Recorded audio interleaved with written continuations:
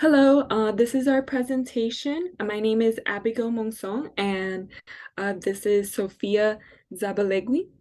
And our presentation is on career construction theory and life designing paradigm. Paradigm shifting. On previous chapters, it is mostly focused on individuals. This chapter is more focused on society and the economic system, in-person complex social and economic systems. Equal valuing of work and relationship, work viewed in broader context, experience of work beyond that of career, postmodern perspectives of work. Reasons to shift. The main focus of life designing is on the relational elements. Relationships can have a positive or negative impact on career planning and professional development. The relational aspects include an individual's relational network with parents, siblings, significant others, and the involvement and use of others in career designing. The development of life designing skills is shaped by gradually learning from situations and people, by probing and exploring, and by sharing these learning experiences through reflective discussions with peers, parents, teachers, and counselors.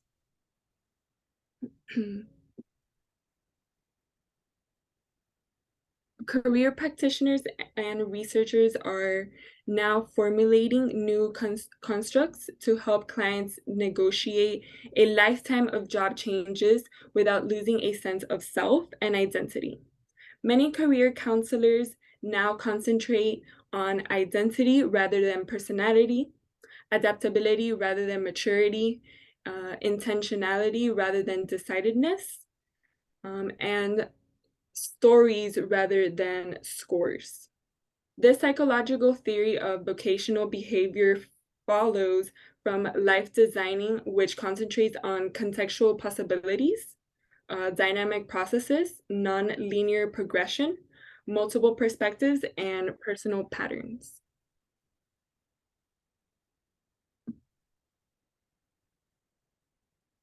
So we start understanding this paradigm shift with Sapica's theory of career construction. So in his theory, we begin to understand how people construct meaning of their careers, and then we assist individuals with assigning meaning to their careers. This theory is built upon reflections of Super's lifespan theory, and the constructionist perspective is that individuals construct themselves, impose direction on their vocational behavior, and make meaning of their careers. So the primary focus of the career constructivist theory is self-construction. Savica believes that it's like a timeline in which it starts with actors in childhood, then the individual becomes an agent, and later they become an author of their own lives and careers. This is inspired by McAdams and Olson's 2010 view of personal development, in which they conceptualize that individuals are driven by adaptation to their environment versus by maturation of inner structures, like genes. So what is a career? So in the 20th century, Super articulated that career is a path through one's life that could be objectively defined by others. However, in the 21st century, Savica believed that it was more of a boundaryless and frequently changing path in a person's career, or like in their life, their career is frequently changing. So this requires more of a subjective construction by the individual and capacity for constant adaptation to changing conditions, such as social or economical context of changes. So now career is more of a story, and it's no longer like a path or a ladder. Career adaptability. So career adaptability evolved from career maturity, which was proposed by Super. An assessment of career adaptability involves assessing the client's career concern, their developmental tasks that the client is encountering, and the skills and resources that the individual brings to resolving those tasks. So Savica actually conceptualized the 4 C's. So we see here concern, control, curiosity, and confidence. And these progress at different rates. So in career concern, we see that the correct characteristics are that the client is oriented towards their future and they are planning for tomorrow. And it is also characterized by optimism. When there is a disequilibrium between in a client's career concern, we see career indifference, which is characterized by apathy and pessimism. In career control, this is characterized by control over the client's own choices. Disequilibrium here would be career indecision, which is characterized by confusion, procrastination, and impulsivity. In career curiosity, we see the client express self-control during increased curiosity over their interests and their career alternatives. A disequilibrium here would be a lack of curiosity, which leads to unrealism about the self and the environment. And lastly, we see career confidence, which is characterized by a client experiencing self-efficacy and anticipating their success regarding education and career. Disequilibrium in career confidence would be career inhibition, which is a lack of confidence.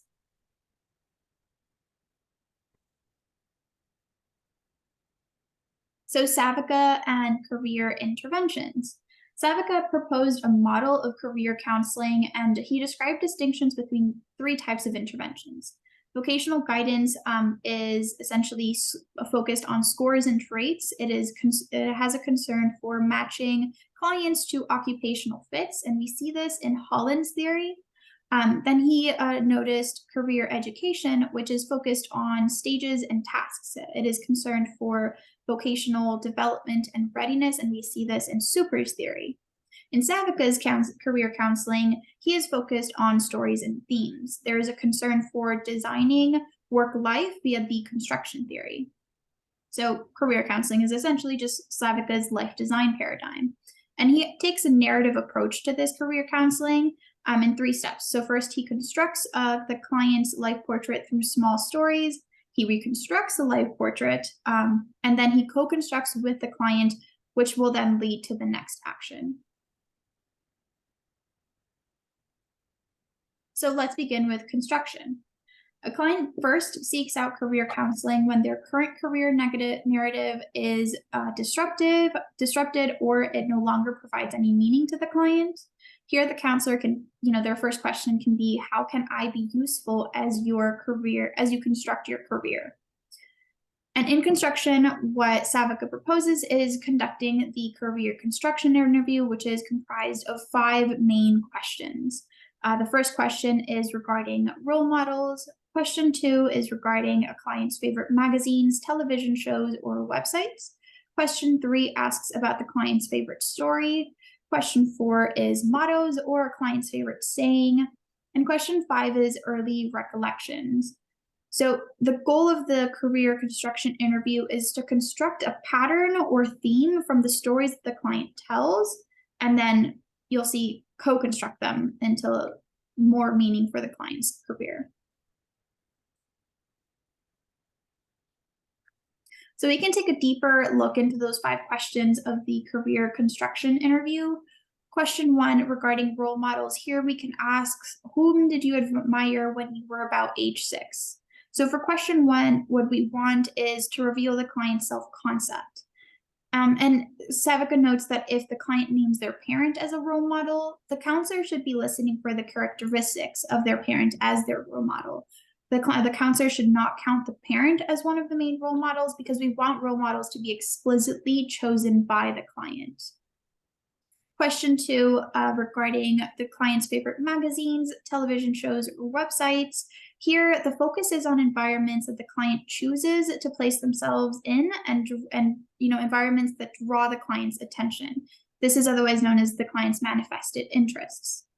Savica notes that here the counselor should be asking themselves, does the client's self-concept revealed through their role models in question 1 fit with their interests of question 2? In question 3, we ask the client, what is their favorite stories? So one question can be, what are your favorite books or stories? Here we want to see the person environmental fit for the client.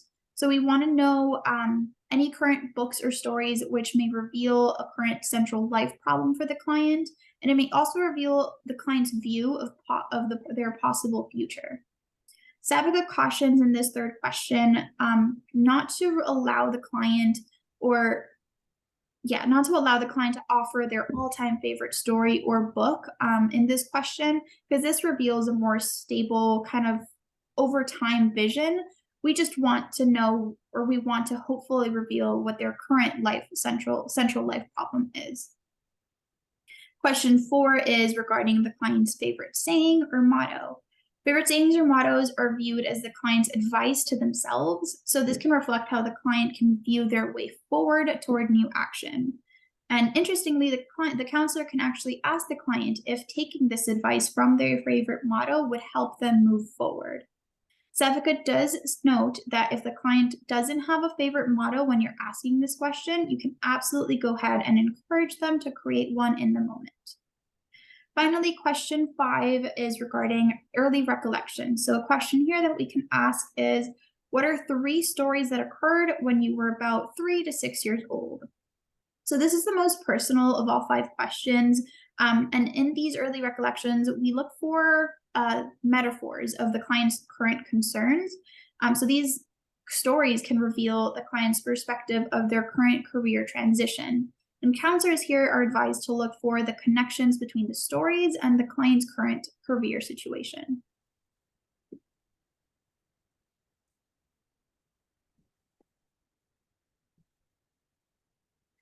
Reconstruction. So together with the client, the counselor in reconstruction begins to rearrange the micro narrative into the macro narrative, or the life portrait. So the goal here becomes to create a new perspective of the client's career and life history and develop new narratives that assist with resolving current problems.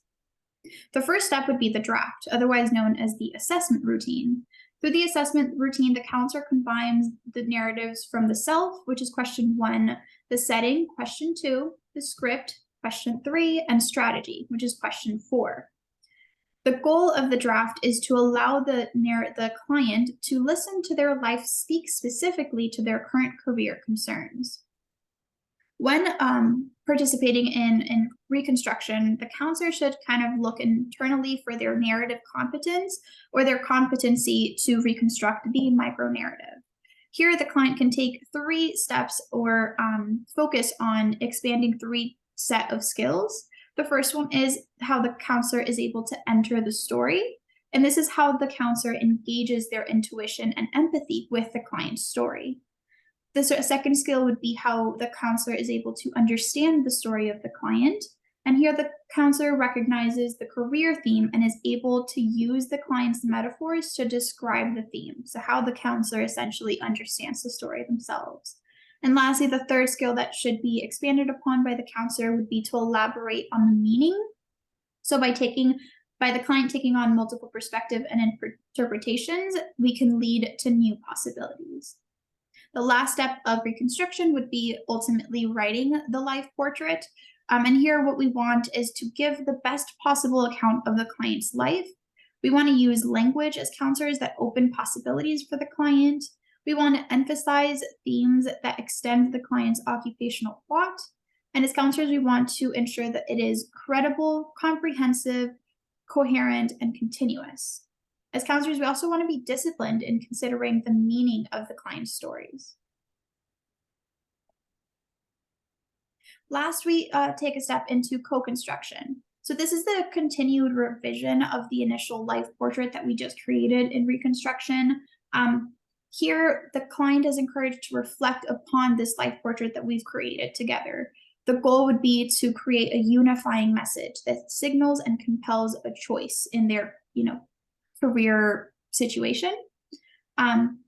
Let's take a pause and consider, for instance, that a client has created or constructed a life portrait that is hurtful or is constructed by or through hurtful stories about themselves, and this would interfere with this life portrait. We don't want a negative life portrait for the client.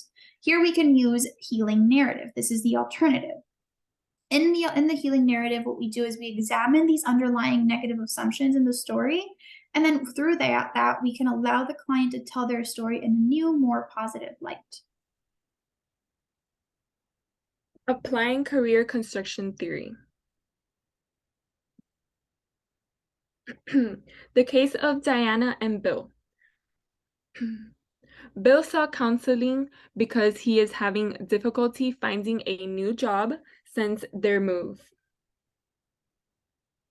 Diana has found herself wondering why Bill hasn't found anything yet after 18 months of job searching, and is beginning to doubt that he is not investing sufficient time and energy into the job search. Sorry, one moment.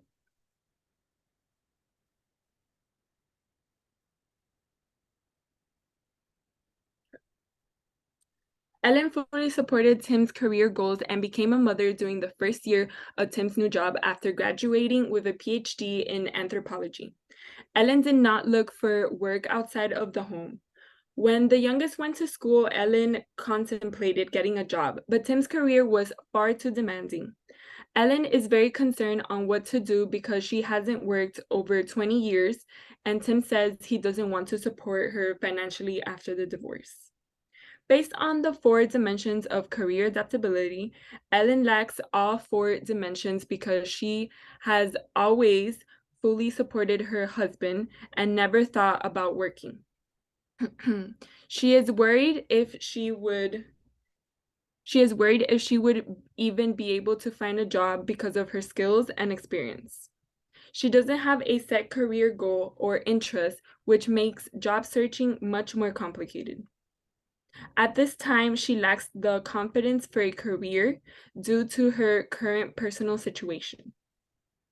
In terms of career construction theory, Ellen feels betrayed after so many years of supporting her husband. She is devastated that he hasn't recognized all the work she put into raising the kids and keeping the home well kept. She never put any meaning into having a career because she thought her husband would be able to provide for them.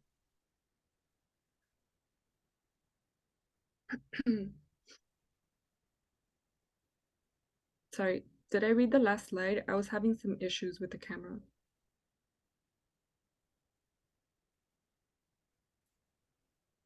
Can you hear me? Yeah, sorry. Yeah, you did. Okay, sorry. Steps in constructing a client's life portrait. Review client's goal for counseling. In this case, the counselor would ask herself, how can I guide the client to be able to find their main goals for their career? Question number 2, identify client's perspective on the problem.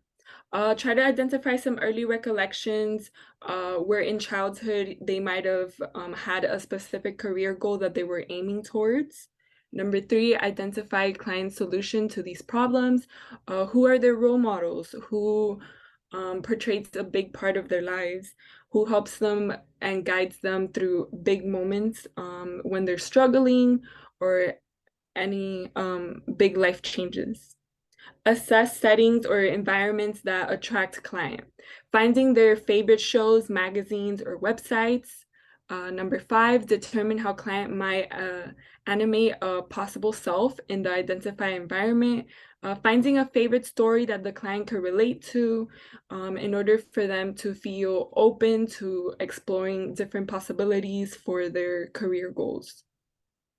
Consider next episode their motto. What do they live by? What's something that they stand for that they're always thinking about? Number 7, plot future scenario by brainstorming majors or occupations. And number 8, formulate a response to client's initial reasons for counseling. Career adaptabilities scale.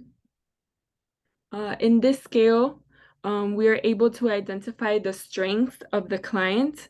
There's some questions like thinking about what my future might be. In this case, they would rate it from strongest to not strong if they have been thinking about their career a lot. Realizing that today's choices shape my future. preparing for the future, becoming aware of the educational and vocational choices that I must make, planning how to achieve my goals, concerned about my career, keeping upbeat. In this case, they would rate how strongly they have developed each of the following abilities using the scale below. And they would identify if they're male or female, and then their age as well. And then in the scoring, the concern, control, curiosity, and confidence is, we previously mentioned in one of the slides, the career adaptability slide. So they would be rated based on that. And then these are our references. And that is all. Thank you so much for watching and listening.